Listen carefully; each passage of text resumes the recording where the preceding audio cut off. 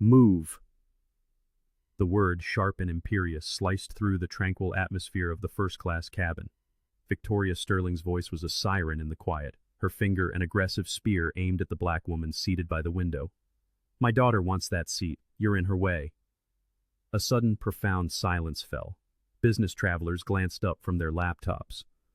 A couple in row 3 paused mid-conversation. Every eye in the cabin swiveled toward the unfolding drama. 10-year-old Chloe Sterling stepped to her mother's side, nodding with an enthusiasm that was startling. "Mom's right," she declared, her voice ringing with an unearned authority. "I always get the window seat in first class." The target of their aggression, Dr. Amelia Washington, looked up from her work. Her expression was calm, her voice steady and professional as she replied, "I'm sorry, but this is my assigned seat." A flush of crimson crept up Victoria's neck. "Do you see my daughter?" she demanded, her voice rising with each word. "She's just a child. Move to another seat." Chloe crossed her arms, a perfect miniature of her mother's indignation. "Yeah," she said with a smug tilt of her head. "People like you should be more respectful to kids." The racial undertone was unmistakable, a poisoned dart in the now electric air. Dr. Washington remained composed, a portrait of serene dignity, but the tension was a palpable thing. Passengers began to discreetly pull out their phones, the whispered question passing between them. "Are you recording this?"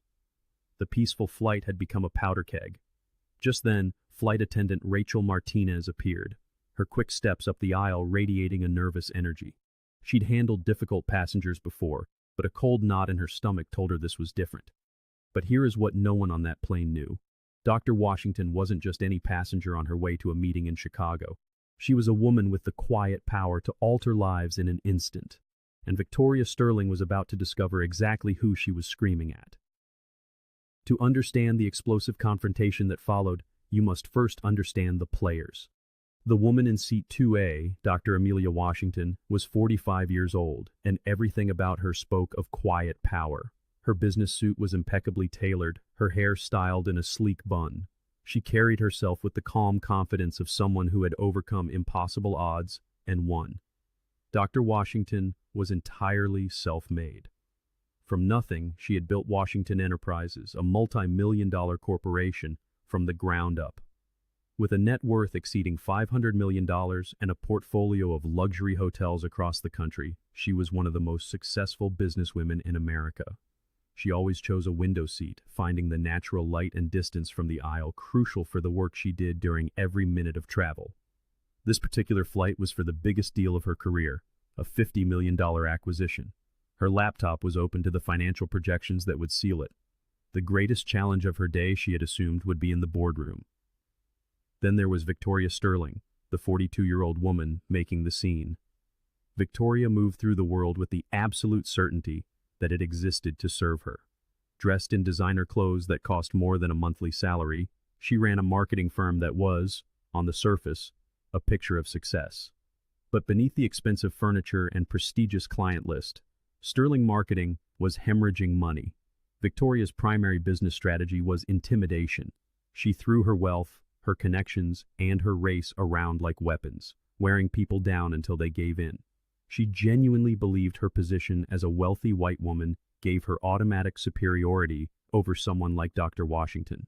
She had passed this toxic worldview down to her 14-year-old daughter, Chloe. Raised in a bubble of privilege at an elite private school, Chloe had never been told no, never faced consequences, and never learned that other people's feelings mattered.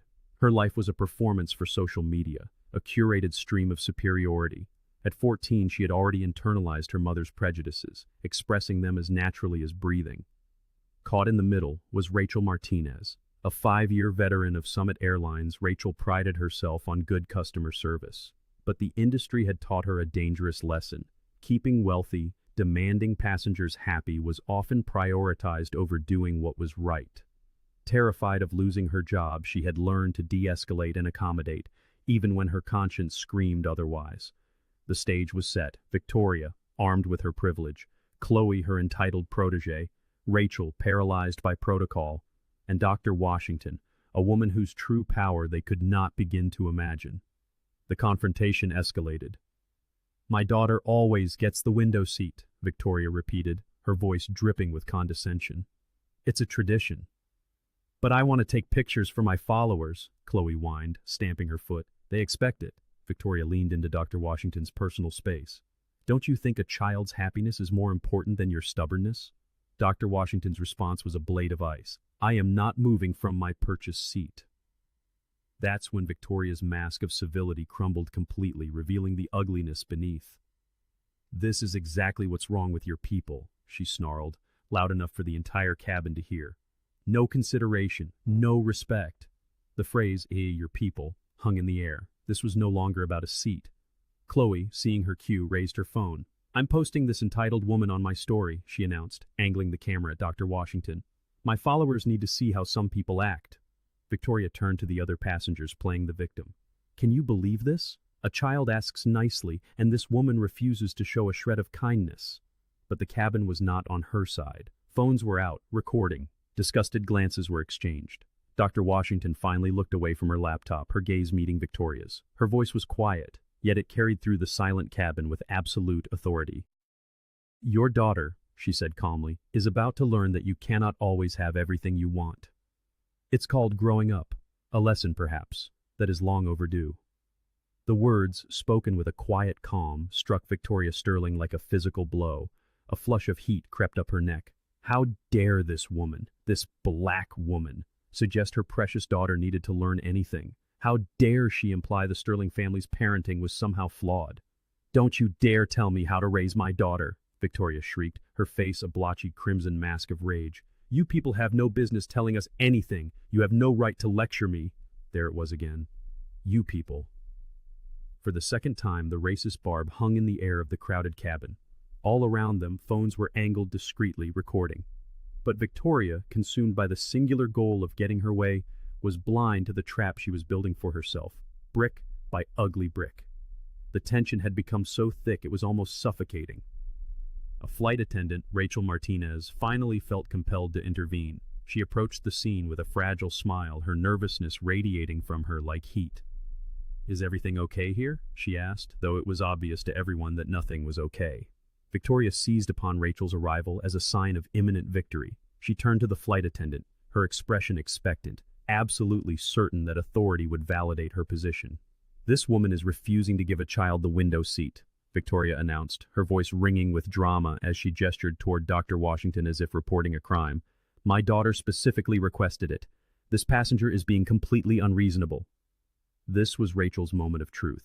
She could have defended the passenger being harassed, could have shut down the venom poisoning the cabin atmosphere. Instead, she made the worst possible choice. She turned not to the aggressor, but to the victim. Ma'am, she began, her voice apologetic but her message clear. Perhaps we could find you another first-class seat. Dr. Washington's response was measured, but firm as steel. I specifically booked 2A. I'm not moving. That should have been the end of it, but Chloe Sterling decided it was time to escalate the drama. As if on cue, the 14-year-old's face crumpled. A theatrical, gulping sob escaped her lips, a performance designed for maximum effect. She's being mean to me, Chloe wailed, ensuring her crocodile tears were visible to everyone. I just wanted the window seat. Why is she being so mean to a kid? Victoria pounced on her daughter's performance. See, she said to Rachel, pointing at the sobbing girl. You're making a child cry. This woman's stubbornness is literally making a child cry. Make her move. Pressured by the demands and the fake tears, Rachel caved. Ma'am, company policy prioritizes passenger comfort, she said to Dr. Washington, her voice trembling slightly. Company policy? What policy stated that black passengers must yield their seats to demanding white ones? What policy prioritized the comfort of racists over the rights of paying customers? But Rachel wasn't done. She was about to make it worse. I really need to ask you to relocate for the child. The cabin fell silent. A flight attendant was actually ordering a black passenger to give up her purchased seat because a white family demanded it. In the year 2025, Victoria's face lit up with triumph. She clapped her hands together. Finally, someone with common sense. Thank you for handling this properly. But Dr. Washington wasn't moving. Instead, she rose slowly from her seat. There was something in her posture, an authority in her expression that sent a silent warning through the cabin. You're both making a serious mistake, she said quietly, yet her voice carried an undeniable weight that filled the space. phones were now openly recording. The businessman in row 5 was live streaming. An elderly couple took photos. The moment was being captured from every angle. Dr. Washington reached into her briefcase and pulled out a simple business card. The gesture carried more menace than all of Victoria's screaming. "You might want to know who you're dealing with," she said calmly, holding the card where both Victoria and Rachel could see it. Victoria, lost in her victory, barely glanced at it. "I don't care who you think you are," she sneered. "The flight attendant has spoken. You need to move." But Rachel looked. Her face drained of all color. Her hands began to shake, her mouth falling open. Because what she saw on that card was about to change everything. Up in the cockpit, Captain James Mitchell had been watching the entire confrontation on the cabin security feed, and his blood was boiling. A veteran pilot with 30 years of experience, he had seen it all. But blatant racism on his aircraft? That was a line he would never tolerate. He stood, straightened his uniform, and made his way toward the cabin door. He stepped into first class with the commanding presence of a man who had spent 3 decades in charge. At 58, he was an imposing figure, his expression stern as he surveyed the chaos. Victoria's face lit up. "Captain," she exclaimed, practically bouncing, "thank you for coming. I've been trying to resolve this, but this woman is being completely unreasonable." She was so confident he would side with her, she failed to notice the cold fury in his eyes. Captain Mitchell looked directly at Victoria. "What exactly is the problem here?" he asked, his tone leaving no room for dramatics. Victoria launched into her breathless, self-righteous explanation. As she spoke, the captain's gaze shifted to Dr. Washington, and a flicker of recognition crossed his face. He had seen that face in business magazines, in articles about entrepreneurs who built empires from nothing. He knew exactly who she was. Dr. Washington, sensing this, simply handed him her business card. Captain Mitchell took it and read it aloud, his voice cutting through the cabin like a blade. "Dr. Amelia Washington, CEO, Washington Enterprises." A ripple of whispers went through the passengers who recognized the name. But Victoria, in her profound arrogance, missed the significance entirely. "I don't care what her business card says," she snapped. "She still needs to give my daughter the window seat." The captain's voice dropped to a dangerous level. "Ma'am, you have just subjected one of the most successful businesswomen in America to racist harassment. You have shown a complete disregard for basic human decency." Chloe, still utterly confused, chimed in with the smugness she had been taught. "So what? She should still move. I wanted the window seat first." The child's words revealed just how deep the poison ran. Dr. Washington, who had maintained her composure throughout, finally spoke, her calm authority a stark contrast to the chaos. "And you both just showed your true character on camera," she said, raising a hand to gesture around the cabin. For the first time, Victoria saw them. A sea of phones, all pointed at her, all recording. Her racist comments, Chloe's entitled demands, their disgusting behavior, all captured and likely already spreading across the internet. The worst was yet to come. "You and your daughter are being removed from this flight," Captain Mitchell announced, his voice absolute. Victoria's world collapsed. "What? Over a seat?" she stammered, panic rising in her voice. "This is just a misunderstanding." "This is over blatant racism and harassment," the captain corrected firmly. "Your behavior is unacceptable on my aircraft." "We're not racist," Chloe cried, the denial sounding hollow and pathetic. "We just wanted the window seat." Dr. Washington delivered the final, devastating blow. "The way you asked," she said simply, "says everything about who you are." Captain Mitchell was already on his radio. "This is Captain Mitchell requesting immediate security assistance in first class. I have 2 passengers for removal due to harassment and discrimination." His next target was the flight attendant. As he turned his icy gaze on Rachel, she began to cry, the realization dawning that she had destroyed her career to appease people who deserved nothing. Victoria, meanwhile, was spiraling. "This is all a misunderstanding," she pleaded, her aggression replaced by a desperate whine. "We never meant any harm." Chloe was now crying real tears, not of remorse, but of fear. "Mom, everyone's recording us," she wailed. "This is going to be all over the internet." The irony was perfect. The girl who wanted to document her victory was now terrified of the world seeing her for who she was. Within minutes, 2 security officers boarded the plane. Victoria's desperation peaked. She dropped to her knees in the aisle. "Please, we're sorry." It was just a misunderstanding about seats. Please don't do this. Dr. Washington watched her, her expression unreadable. You meant every word, she said, her voice quiet but clear. And now, the world will see who you really are. The security officers began to escort the weeping mother and daughter away. One officer stopped in front of Chloe and held out his hand. I'll need to take your phone as evidence. Chloe's eyes widened in horror. Her phone was her entire world. As they took it from her, she wasn't just losing a device. She was losing the privileged identity she had never imagined could be taken away. You can't take my phone, Chloe cried, clutching the device to her chest as if it were a vital organ. That's my whole life. But the security officer was unmoved by a teenager's digital melodrama. The phone was evidence of harassment, and it was being confiscated, with or without her consent. As Victoria and Chloe were escorted down the aisle, a gauntlet of smartphones tracked their every move. The businessman in row 5 kept his live stream running. An elderly couple documented the procession with grim focus. A dozen other passengers captured the humiliating walk of shame from every conceivable angle. Victoria tried to shield her face, a futile gesture against the ubiquitous lenses. Chloe's sobs were loud and ragged, punctuated by the dawning, horrific understanding that this moment would follow her forever. The entitled mother and daughter, who had assumed they could intimidate their way to victory, were being removed in utter disgrace.